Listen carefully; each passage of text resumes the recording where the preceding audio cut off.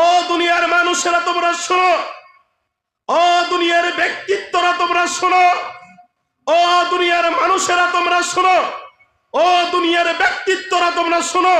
তোমাদেরকে আমি ভালো করে বলে দিচ্ছি, তোমাদেরকে আমি পরিষ্কার ভাবে বলে দিচ্ছি, এই নিঃশ্বাস চালু থাকতে থাকতে, এই নিঃশ্বাস চালু থাকতে থাকতে, এই নিঃশ্বাস চালু থাকতে থাকতে মহান রবের ইবাদত করো। কার ইবাদত? মহান রবের ইবাদত করো।